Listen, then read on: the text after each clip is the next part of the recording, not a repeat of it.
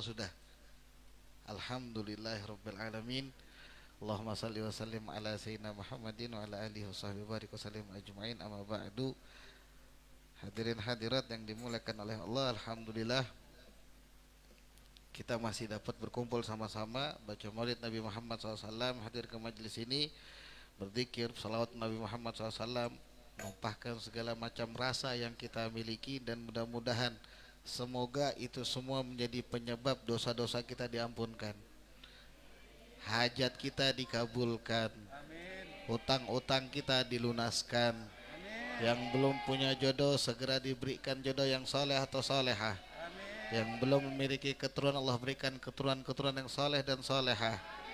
Dan mudah-mudahan juga sholawat dan hadirnya kita malam yang mulia ini menjadi sebab syafaat dari Nabi Muhammad SAW untuk kita, orang tua kita, guru-guru kita, tetangga kita, sahabat kita, juga segenap kaum muslimin. Amin ya rabbal alamin. Hadirin hadirat yang dimuliakan oleh Allah, terakhir tadi kita baca salah satu qasidah sebagai pengingat.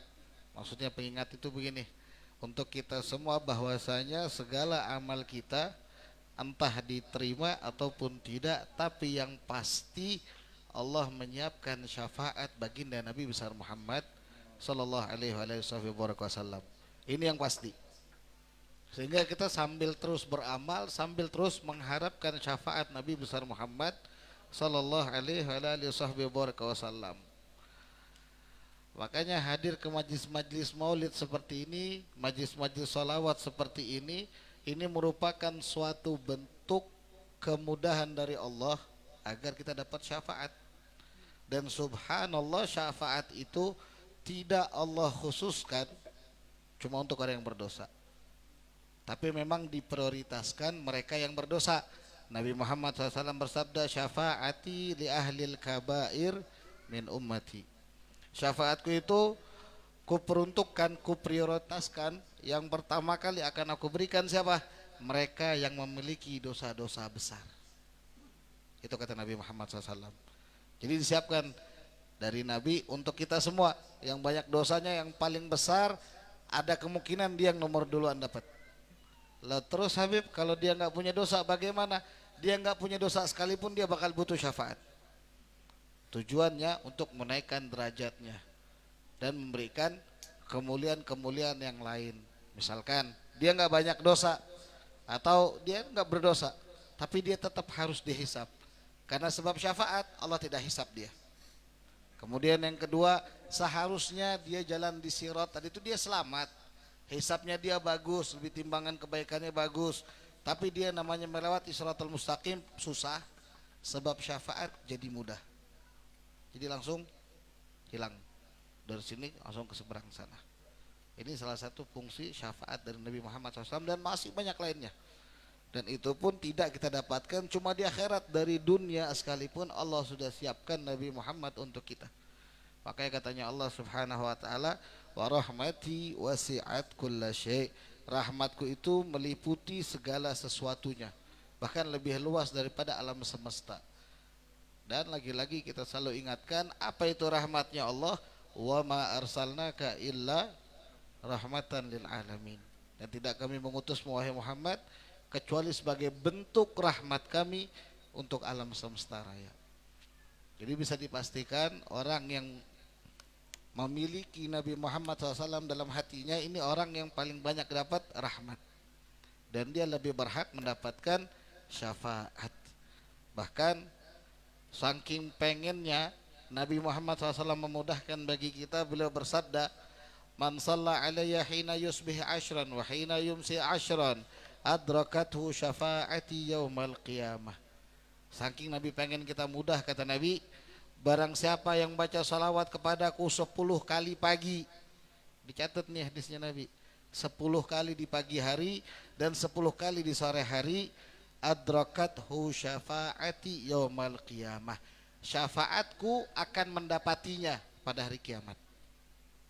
10 kali pagi, 10 kali sore. Yang ngejar siapa?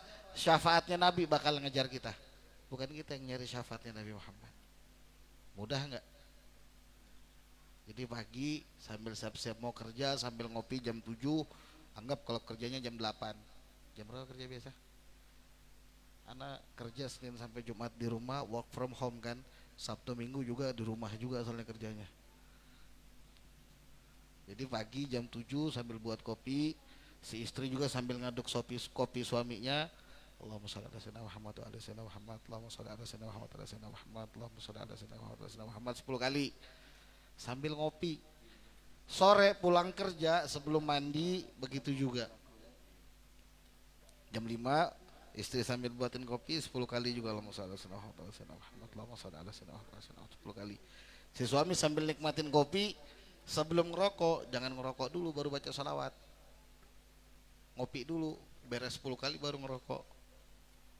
Nggak enak dong mulut kita bau rokok sambil baca salawat Nabi Muhammad SAW. Rasanya nggak pantas kan gitu. Orang kadang-kadang kita mau ketemu atasan kita aja yang kerja di kantoran, ada nggak ketemu atasannya di kantor sambil apa pak? Ada yang begitu? Kalau nggak dicatuk sama bosnya, ini karyawan kurang ajar. Jadi paling enggak nanti dulu habis ngopi, habis 10 kali sholawat baru ngerokok, silahkan sambil ngopinya. 10 pagi 10 sore.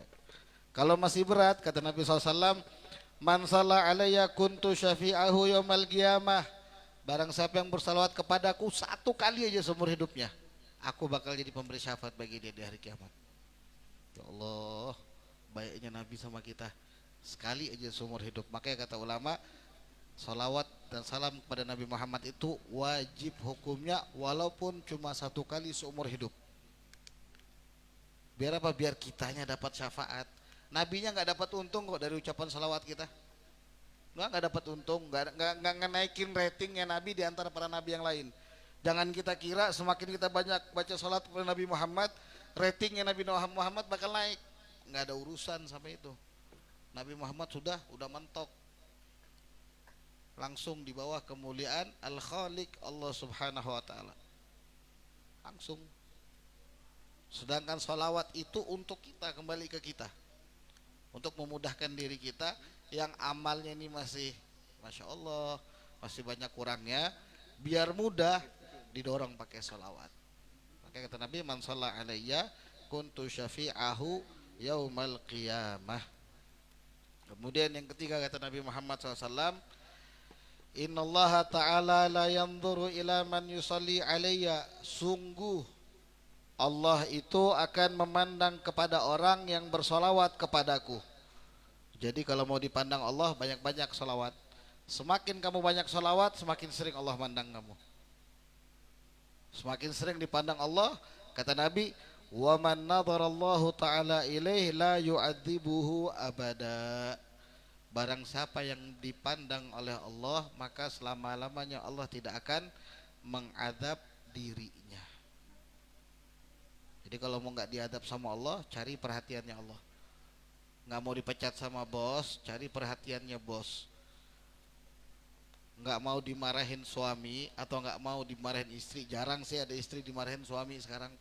Suami marahin istri itu biasanya seminggu atau sebulan sekali atau setahun 2 kali. Itu beneran.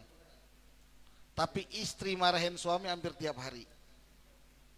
Jadi bohong kalau dibilang suami lebih kejam daripada istri. Kan harus dicari perhatiannya, dikasih perhatiannya. Gimana caranya biar si istri senang, atau gimana caranya biar suaminya senang. Sama Allah juga begitu. Pengen dapat pandangan dari Allah, paling mudah baca sholawat. Sekali seakan-akan kita manggil, nyolek. Mungkin sekali nggak ditoleh, 2 kali nggak ditoleh, 3 kali nggak ditoleh. Pertanyaannya, kalian lagi duduk di warung kopi aja atau di mall, kemudian ada orang nyolek 1000 kali, kira-kira noleh nggak?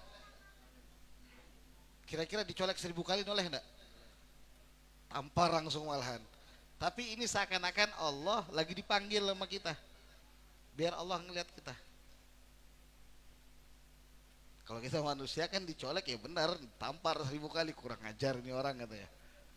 Tapi Allah seakan-akan dipanggil, dirayu-rayu 1000 kali setiap hari. Mungkin gak Allah gak noleh? Mustahil, pasti Allah toleh. Pasti Allah memandang hamba tersebut. Kemudian kata Nabi Muhammad SAW yang terakhir, pas kan jam 10. Ra'aitul bariyah ajaban, rajulan min ummati yazhafu ala sirat marratan, wa yahbu marratan, wa yakhiru marratan, wa yata'allaqu marratan. Fajathu salatuhu alayya fa akhadat biyadihi fa aqamathu ala sirat hatta jawazahu. Kata Nabi Muhammad SAW, aku semalam melihat dibawa oleh malaikat Jibril. Ini kalau nggak salah pas waktu malam Isra dan Mi'raj. Ada yang bilang ini salah satu gambaran atau mimpi yang Allah kasihkan kepada Nabi Muhammad, sehingga Nabi mengatakan, aku melihat semalam suatu keistimewaan hal yang di luar nalar. Apa itu? Ada salah seorang lelaki dari umatku yang dia jalan di atas Shiratal Mustaqim ini, apa sih, kayak tergopoh-gopoh gitu loh, kayak susah, kesusahan sangat. Ada pula di antara mereka juga yang sampai merangkak. Ada lagi yang di antara mereka yang sampai apa? Tergantung di atas sirat. Ini kata Nabi, ada apa nih? Padahal mereka ini ya ibadahnya bagus juga, nggak jelek-jelek amat. Tapi kenapa begitu kesusahan melewati sirat? Kemudian yang aneh kata Nabi SAW yang ngebuat aku takjub, membuat aku kagum, faja'athu salatuhu alayya. Datang kepada orang yang kesusahan di Shiratal Mustaqim tadi, salawat mereka kepadaku. Sehingga yang tadinya tergopoh-gopoh, dia jadi kayak punya tongkat untuk bisa berjalan sampai ke seberang. Yang tadinya kepleset, dia bisa bangkit sehingga bisa melewati. Yang tadinya tergantung, ditolong biar bisa sampai ke seberang. Yang tadinya hampir tergelincir pun jadi selamat. Karena sebab salawat kepada Nabi besar Muhammad sallallahu alaihi wasallam. Sehingga kalau kita mau lihat, maafnya ngomong ya, kalau kita mau ngelihat majlis mana yang paling dekat dengan Nabi Muhammad SAW, jelas majlis ilmu yang di dalamnya ada salawat kepada Nabi Muhammad. Bukan cuma satu atau dua kali, satu kali sudah syukur alhamdulillah. Tapi kalau bisa cari majlis ilmu dan salawat. Kenapa? Nabi Muhammad SAW sendiri pun memerintahkan, zayyinu majalisakum bisolati alayya.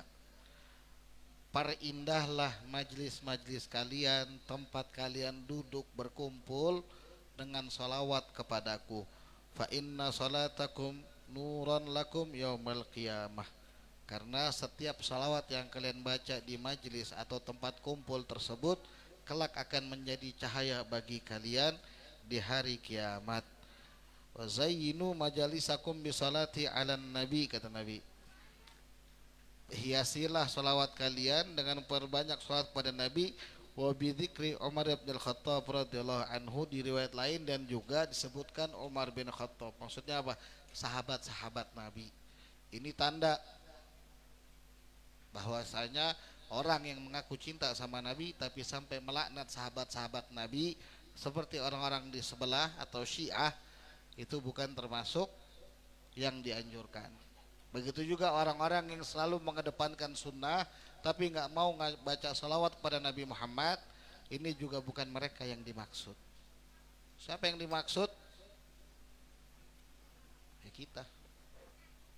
Yang dimaksud itu kita. Nyebut sahabat, fadilah sahabat, salawat sama Nabi.